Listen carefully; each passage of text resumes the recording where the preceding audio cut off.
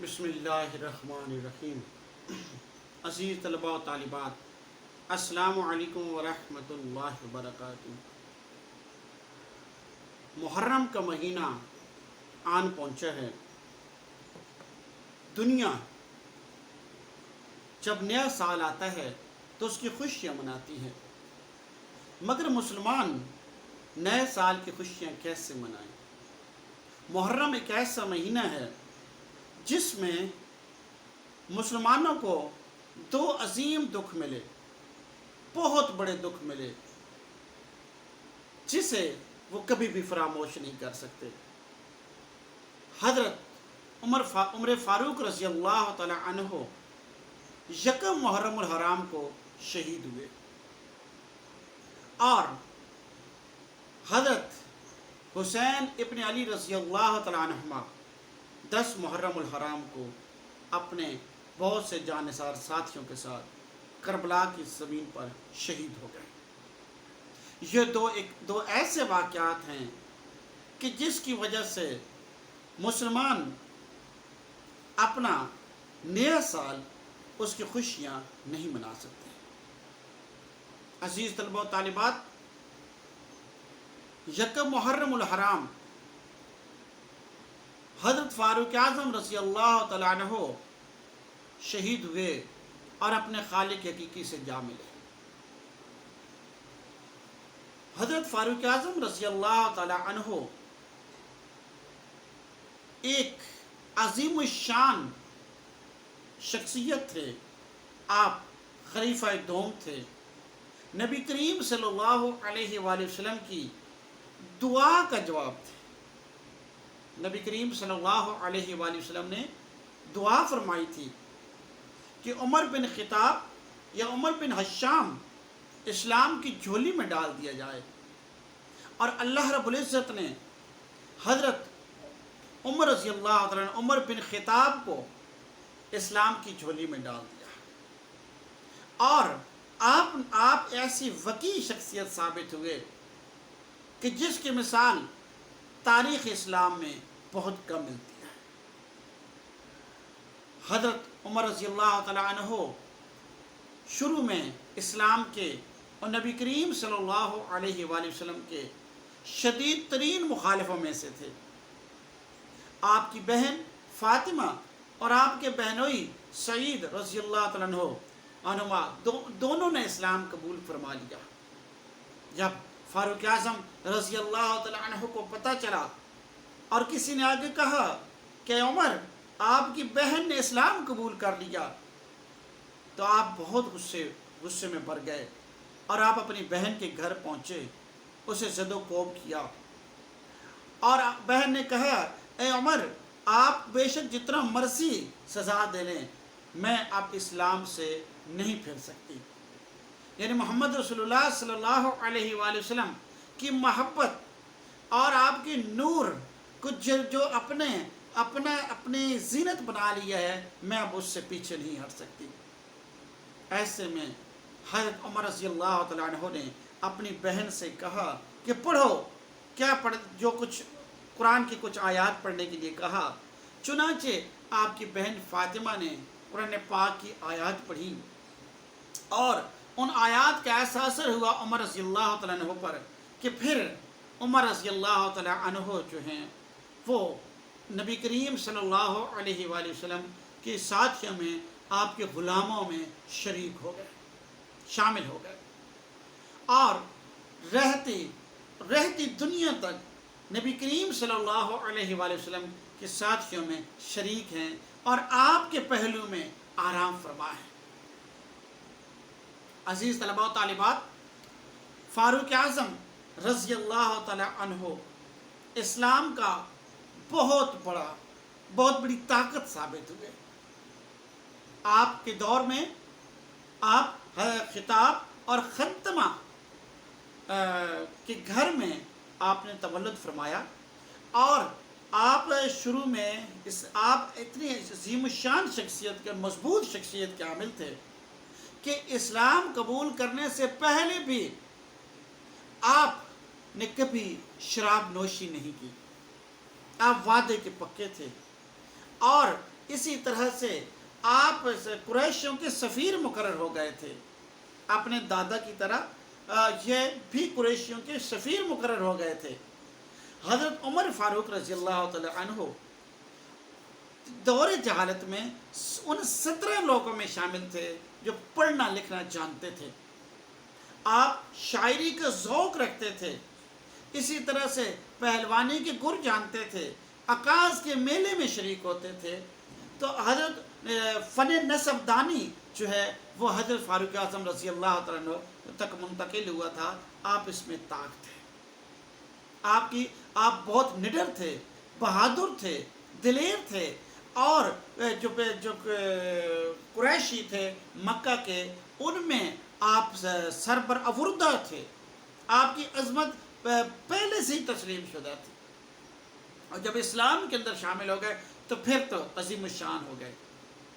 فاروق اعظم رضی اللہ تعالیٰ عنہ کے بارے میں کہا جاتا ہے کہ جس راستے سے آپ تشریف لا رہے ہوتے تھے، شیطان اگر راستے میں آ رہا ہوتا تو اپنا راستہ بدل لیتا تھا۔ نبی کریم صلی اللہ علیہ وآلہ وسلم نے فرمایا، جس کے مفہوم ہے کہ اگر میرے بعد کوئی پیغمبر ہوتا تو حضرت فاروق اعظم رضی اللہ تعالیٰ عنہ ہوتے۔ اور آپ کی جو حضرت عائشہ صدیقہ رضی اللہ تعالیٰ عنہ نے ایک دفعہ نبی کریم صلی اللہ علیہ وآلہ وسلم سے پوچھا کہ یا رسول اللہ صلی اللہ علیہ وآلہ وسلم، کیا کسی کی نیکیاں آسمان کے ستاروں کے برابر بھی ہیں؟ اتنی ہو سکتی ہے؟ تو حضرت نبی کریم صلی اللہ علیہ وآلہ وسلم نے فرمایا کہ ہاں اے عائشہ، یہ فاروق حضرت عمر رضی اللہ یعنی عمر کی جو نیکیاں ہیں وہ آسمان کے ستاروں کے برابر، اس سے بھی زیادہ ہیں، برابر ہیں۔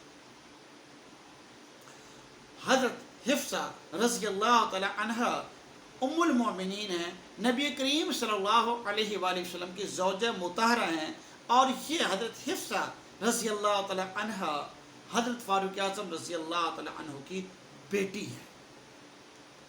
جب حضرت فاروق اعظم رضی اللہ تعالی عنہ خلیفہ بن گئے تو آپ کے دور میں بہت سی اصلاحات ہوئیں۔ عزیز طلبہ و طالبات، اگر آپ حضرت فاروق اعظم رضی اللہ تعالیٰ عنہ کا کم و بیش 10 سال کا عرصہ، 10 سال کا دور حکومت، اس کا مطالعہ کریں، اسے ملاحظہ کریں، اس کا مشاہدہ کریں، اس کا مطالعہ کریں، تو میں آپ کو یقین دلاتا ہوں کہ آپ حیران ہو جائیں گے کہ جناب فاروق اعظم رضی اللہ تعالیٰ عنہ نے 10 سال کے عرصے میں اتنی اصلاحات کر دی، معاشرے کے اندر اتنے ادارے کھڑے کر دیے، اتنی زیادہ فتوحات کی کہ ایک آج بھی عقل دنگ رہ جاتی ہے۔ عدل فاروق کی آج بھی مثال ہے۔ حضرت فاروق اعظم رضی اللہ تعالی عنہ کے دور میں محکمہ ڈاکخانہ کا جو ہے محکمہ یہ قائم ہوا تھا اور مضبوط ہوا تھا۔ جیل خانہ جات کا جو محکمہ ہے یہ بھی فاروق اعظم رضی اللہ تعالیٰ عنہ کے دور میں بنا۔ پولیس کا جو محکمہ ہے یہ بھی فاروق اعظم رضی اللہ تعالیٰ عنہ کے دور میں بنا تھا۔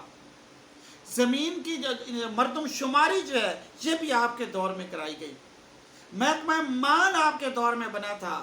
زمین کی پیمائش جو ہے یہ آپ کے دور میں ہوئی تھی۔ بنو سعلب کے عیسائیوں پر آپ کے دور میں زکوٰۃ لگائی گئی تھی۔ گھوڑوں کے اندر جو گھوڑوں کے اندر تمیز ہے یہ بھی آپ کے دور میں کی گئی۔ آپ رضی اللہ تعالیٰ عنہ کے دور میں بہت سے ادارے کھڑے کیے گئے، سرائیں بنائی گئیں، مکہ مدینہ کے درمیان راستے میں سرائیں بنائی گئیں اور جہاں مسافر قیام کر سکتے تھے۔ اور میں آپ کو بہت حیران کن بتاؤں، جس پر آج یورپ فخر کرتا ہے کہ ہم جو روزینہ ہے، جو وظیفہ ہے وہ دیتے ہیں، بچوں کو دیتے ہیں۔ فاروق اعظم رضی اللہ تعالیٰ عنہ ایسی عظیم الشان شخصیت تھے، اور آپ کے دور میں اتنی زیادہ خوشحالی تھی کہ اس دور میں اگر کوئی یتیم ہے تو اسے وظیفہ ملتا تھا، بیوہ ہے تو اسے وظیفہ ملتا تھا، شیرخوار بچہ ہوتا تھا اسے وظیفہ ملتا تھا، اسی طرح سے جو معذور ہوتے تھے انہیں وظیفہ ملتا تھا۔ سلطنت ان کا خیال رکھتی تھی، حضرت فاروق اعظم رضی اللہ تعالیٰ عنہ کا فرمان علی شان ہے کہ اگر دریائے نیل کے کنارے کوئی کتا بھی بھوکا مر گیا تو اے عمر تجھ سے اس کا سوال کیا جائے گا۔ آپ کے دور میں عدل قائم تھا، صرف مکہ اور مدینہ میں نہیں بلکہ ان تمام علاقوں میں جہاں پر اسلامی حکومت قائم ہو گئی تھی۔ حضرت فاروق اعظم رضی اللہ تعالیٰ عنہ 22 لاکھ مربع میل کے یکا تنہا حکمران تھے، خلیفہ وقت تھے، مگر آپ زمین پر سو جاتے تھے، کسی پتھر کو اٹھایا، کسی ڈھیلے کو اٹھایا اور سر کے نیچے رکھا اور سو گئے۔ فاروق اعظم رضی اللہ تعالیٰ عنہ جب آپ نے بیت المقدس کو فتح کیا ہے تو وہ بھی تو عجب واقعہ ہے کہ آپ اونٹ پر سوار ہیں، یہودیوں نے کہا کہ اگر آپ کا خلیفہ آ جائے ہم اسے جنگ سے پہلے، وہاں مسلمانوں کی جنگ و جدل ہونے والا تھا، کہ قتال ہونے والا تھا، تو انہوں نے کہا کہ اگر آپ کا خلیفہ آ جائے تو ہم اسے دیکھنا چاہتے ہیں، ہم اس کے حوالے کر دیں گے بیت المقدس۔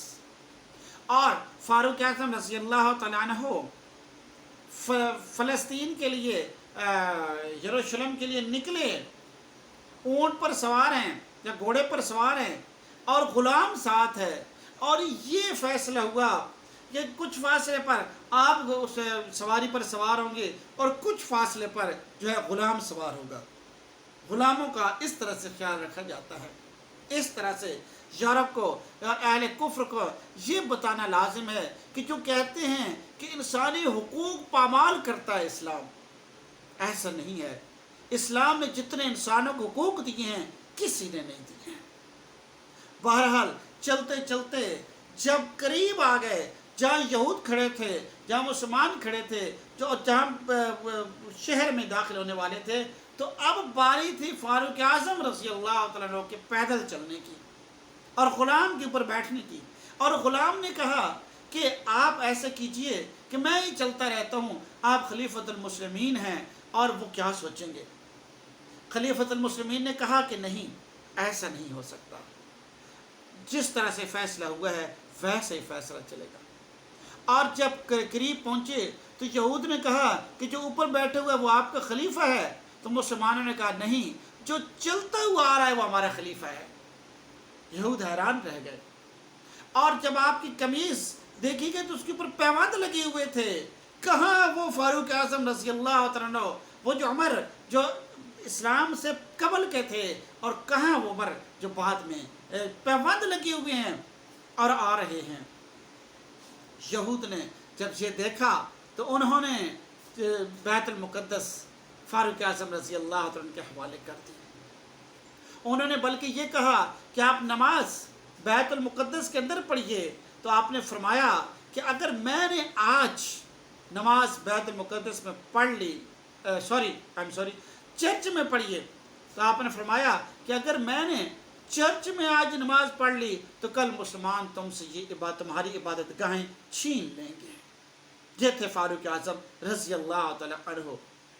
فاروق اعظم رضی اللہ تعالیٰ عنہ کے دور میں بہت سے فتوحات ہوئی ہیں۔ عزیز طلبہ و طالبات، میں آپ کو اس میں سے کچھ علاقے جو ہیں وہ بتانا چاہوں گا کہ جن پر فاروق اعظم رضی اللہ تعالیٰ عنہ کے دور میں جو اسلام کے اندر شامل ہو گئے، جو مسلمانوں کی مملکت میں شامل ہو گئے، اس میں مصر، شام، عراق، جزیرہ، خوزستان، عجم، آرمینیا، آذربائیجان، فارس، کرمان، خراسان، مکران، بلوچستان، یہ سارے علاقے فاروق اعظم رضی اللہ تعالیٰ عنہ کے دور میں فتح ہوئے اور مملکت اسلامیہ کا حصہ بن گئے، اور ان پر پھر بغاوتیں نہیں ہوئی آپ کے دور میں، اور وہاں پر عدل قائم ہو گیا، اسلام اپنی پوری سطوت کے ساتھ وہاں پر رائج ہو گیا۔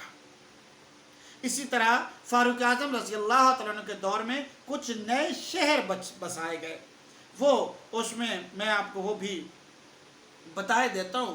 کوفہ، بصرہ، جنیرہ، فساد اور موصل جو ہے آپ کے شہر میں آباد ہوئے۔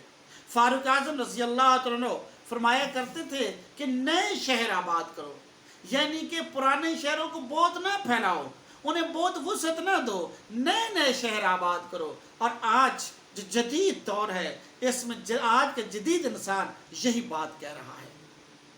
فاروق اعظم رضی اللہ تعالیٰ عنہ وہ عظیم الشان شخصیت تھے کہ ایک دفعہ جمعہ کے خطبہ میں آپ نے فرمایا، یا ساریۃ الی الجبل، پہاڑ کے دوسری طرف بہت دور، مدینہ سے بہت دور ساریہ اسلامی فوج کا جرنیل جنگ لڑ رہا تھا۔